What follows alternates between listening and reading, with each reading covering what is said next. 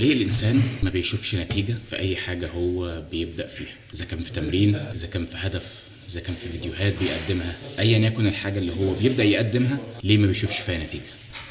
عشان باختصار مش مرتبط بهدف، مش مرتبط بحاجات يمشي عليها، مش مرتبط بتاسكات، بيلجأ لان هو في نص الطريق بيقع. فالموضوع كله بيبقى عبارة عن ان انت لازم تحط خطة، والخطة دي تمشي عليها بقدر الامكان، حتى ولو ل1% من المجهود اللي انت بتبذله، مش لازم تبذل 100%. فلازم تحط خطة على الاقل للموضوع اللي انت عايز توصل له، وحتى لو انت فاقد الشغف تكمل بقدر الامكان ولو ل1%. بيجي عليا اوقات ما بتمرنش، بوقف تمرين ما بكملش عشان مش ماشي على خطه ولا مرتب اي حاجه، فبالتالي بفشل في النص، بلاقي ان مفيش حاجه اقدر ان انا اواظب عليها او استمر عليها، فبالتالي بوقف اللي انا بعمله. اكبر حاجه اعمل فيها قهوه عشان تفضل معايا على مدار اليوم، لان انا بشرب قهوتين او 3 في اليوم، فدي بالكوبايه بتاعتها. عوزت قهوه احط واشرب